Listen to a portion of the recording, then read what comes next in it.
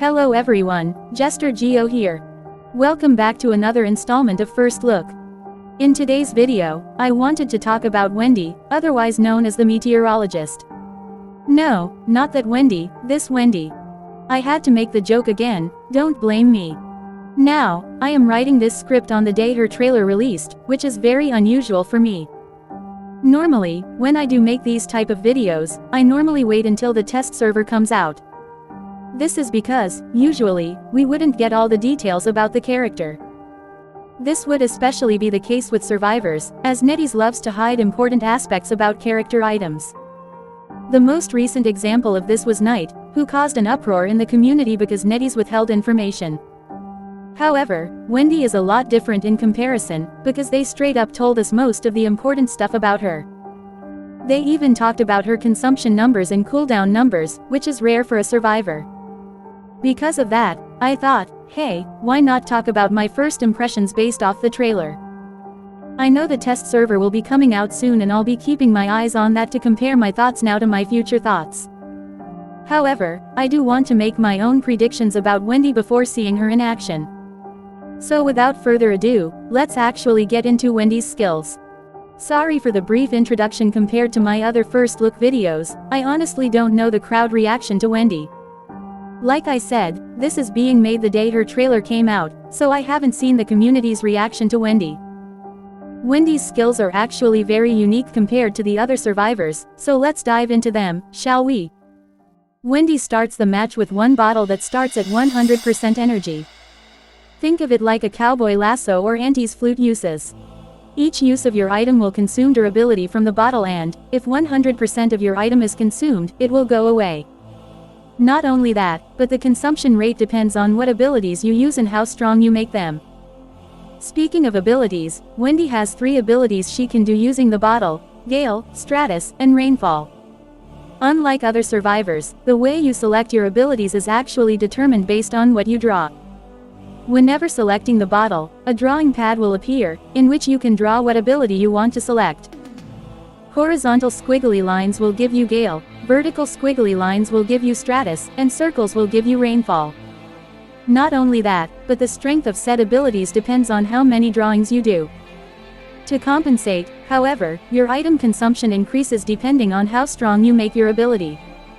Now getting into the actual abilities, the first one we will talk about is Gale. Gale has a consumption rate between 28% and 38% depending on the strength. When used, Gale will create a gust of wind that pushes the hunter back. Think of it like Ithaqua's cyclone, but for hunters. Now, this is where things get a bit complex, so just follow me with this one.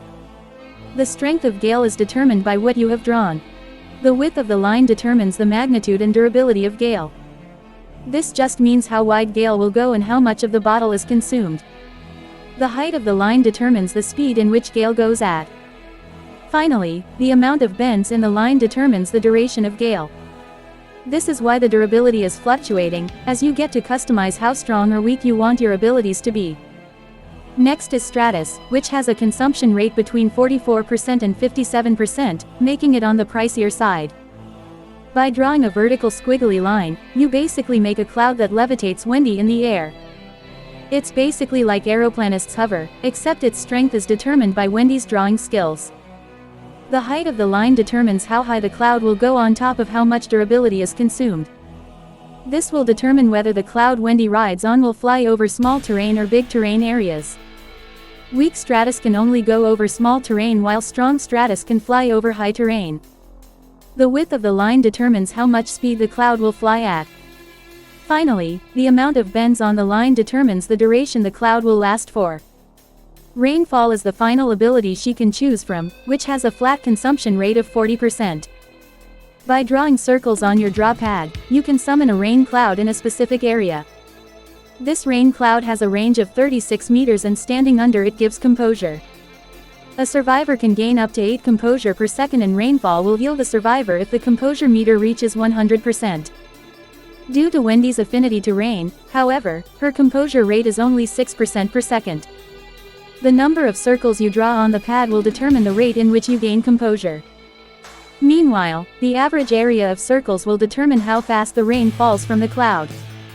After leaving the rainfall area for 3 seconds, you will lose 15 composure per second.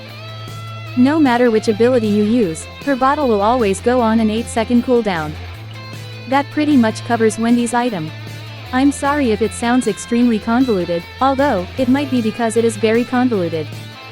Well, no time to reflect on that, because there are a few more things we will need to talk about. Don't worry, they won't be as complex as the actual item itself. You see, when you create one of the 3 abilities, you're locked into that ability until you use it. However, sometimes you will feel another ability would help you better in the situation you're in. In these situations, reversible reaction can help you undo your ability. By waiting 30 seconds or pressing the cancel button, you can remove the ability you have initially selected. And, based on the trailer, you won't lose durability and your item won't go on cooldown when you do this. That being said, I do think it'll be for the best to get it right the first time. Finally, environmental awareness allows Wendy to see injured survivors within a 36-meter radius.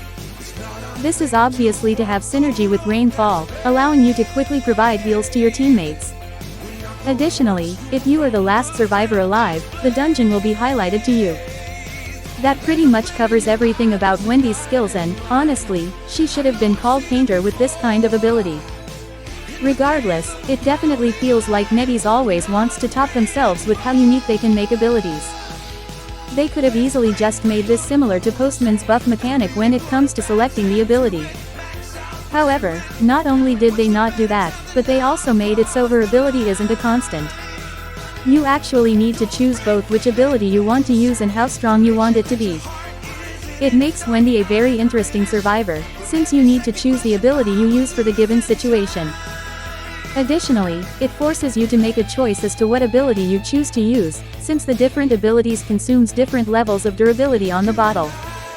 It's definitely a much more creative way of doing a survivor ability and it definitely looks a lot of fun to play around with. With that being said, I'm sorta not a big fan of her abilities and it has nothing to do with the balance.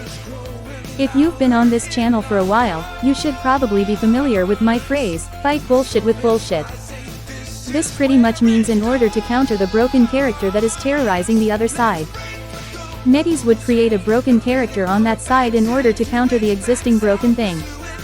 NetEase has definitely gotten better at avoiding it in recent years, but there are still releases that feel like they were targeted towards a certain character. With Wendy, her abilities feel like they were created based on all of the complaints that were being made towards Hullabaloo. When I think about people's complaints on Hullabaloo, 2 complaints always come to mind.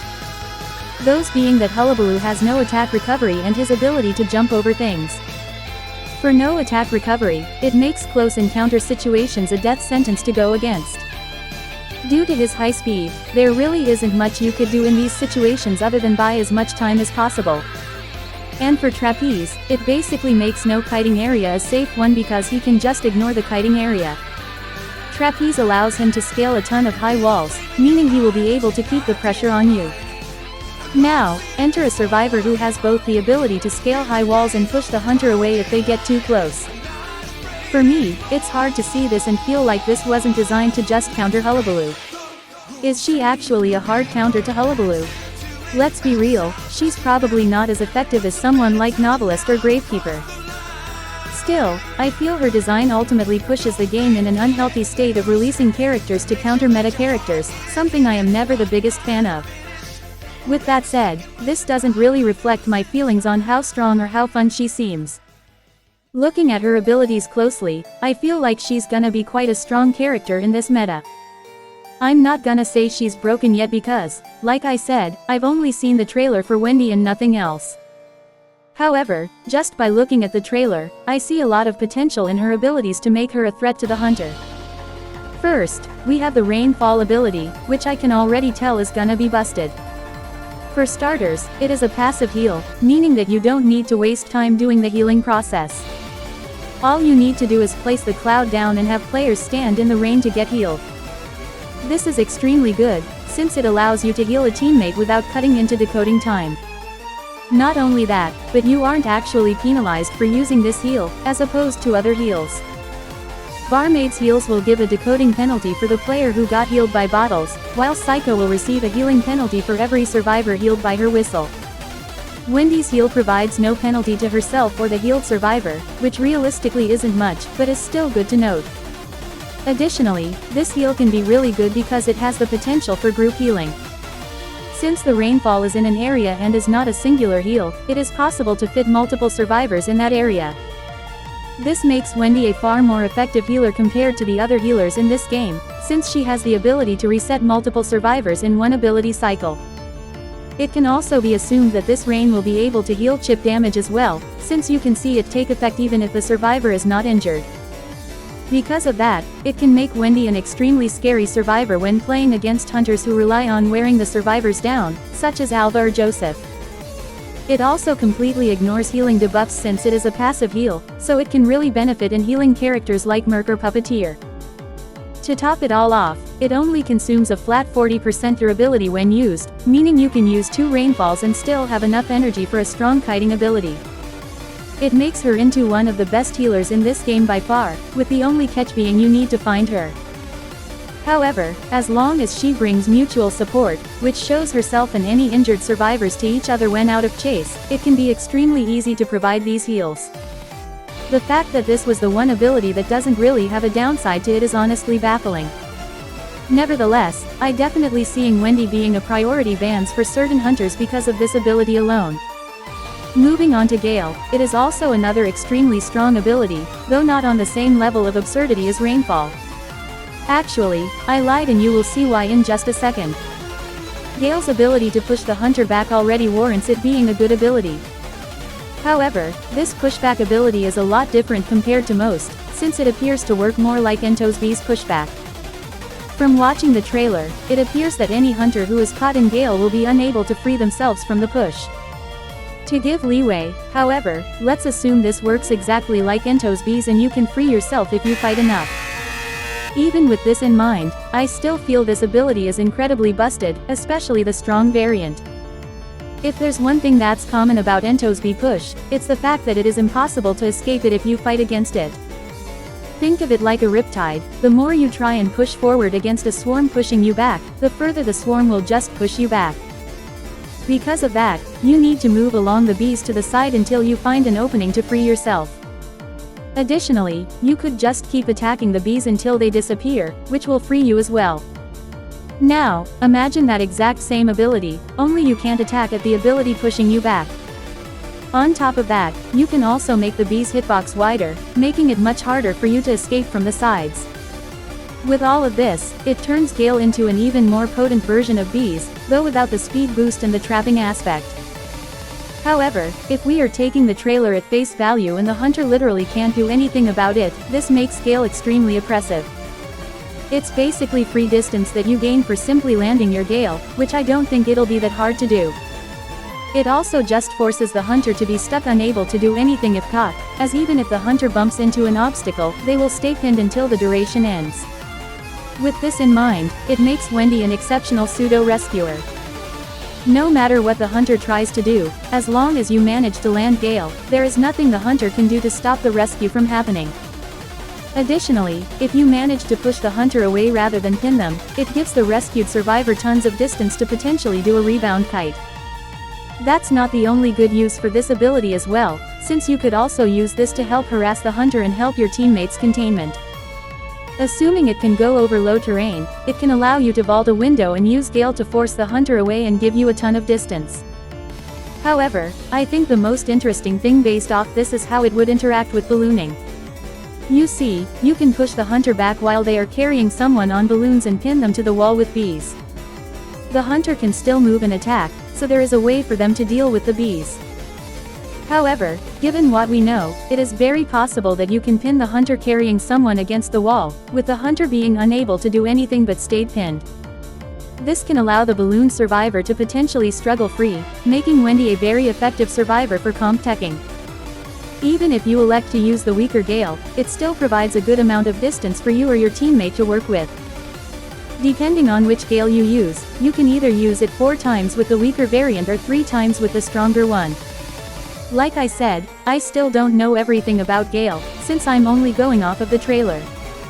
However, there is a lot of potential behind Gale and I would not be shocked if it ends up being broken. Finally, Stratus is up, and I don't think it's as crazy as the last two. It's still pretty nuts, but the potential it has is very static compared to Rainfall and Gale. Based on all the info we got, it's very clear that Stratus is supposed to be just an escape tool. If you find yourself in a bad spot, or if the hunter is attempting to corner you, you can use Stratus to quickly go into the air and get yourself out of that pinch. However, you lose a ton of durability from using both versions of Stratus, so it's safe to assume they should only be used as a last resort. That seems to especially be the case with strong Stratus, as it will place you high in the air of the hunter's reach. The only hunters who would be able to hit you are hunters who can go into the air as well, such as Percy or Lizard. Weak Stratus seems more useful for using the low terrain to your advantage, such as floating over dropped pallets or windows. It can also be useful for safely going in for rescues because of the fact that you'll stay out of the danger zone. Stratus also increases your movement speed if you make the lines wide, so it could allow you to gain a bit of distance against the hunter. Overall, though, it definitely feels like a different interpretation of Arrow's hover. It'll probably be an ability you won't use very often, but will come in handy when you truly need it. I guess the last thing to really talk about is environmental awareness, since I doubt there's really much to say about reversible reaction. While injured survivors being highlighted when within 36 meters is a good effect, I don't think this effect is very useful. Why? Well, like I mentioned earlier, there is a talent in this game that already does this, but at a larger scale. Mutual support allows both the user and injured survivors to see each other, and, unlike awareness, there is no range limit to this effect. The only criteria that is required for this talent to work is that both players cannot be in chase. Because you're not gonna be trying to heal people in chase anyways, this talent far surpasses Wendy's own highlight ability to the point of irrelevancy. In fact, the only benefit to having this ability is to see exactly where the injured survivors is being chased if kiting next to your cipher. Other than that, it's really not that useful, and you're better off bringing mutual support on Wendy. However, while the teammate highlight isn't that useful, the dungeon highlight aspect of this trait is. It's not gonna allow you to preemptively camp dungeon like you would with Postman, since it only appears when you are the last person alive. However, it will allow you to have a better chance of making a dungeon escape without going to 3 wrong locations. Combine that with her abilities and Wendy could have a solid chance of making the dungeon escape. Overall, Wendy definitely seems like a pretty strong survivor to be coming to the game. I doubt she's gonna be fun to go against, especially for hunters who rely on keeping players injured. However, I do think she'll be a ton of fun to play as and has a lot of potential in tourney. We will have to see when the test server drops before we can judge whether she is overpowered or not, though. However, just by looking at her skills based off the trailer, I would not be shocked if she gets some adjustments. With that said, that about wraps up my first impressions about Wendy. I'll be back to hopefully finish the Postman video, so look out for that. Until then, thank you so much for watching, and I will see all of you next time.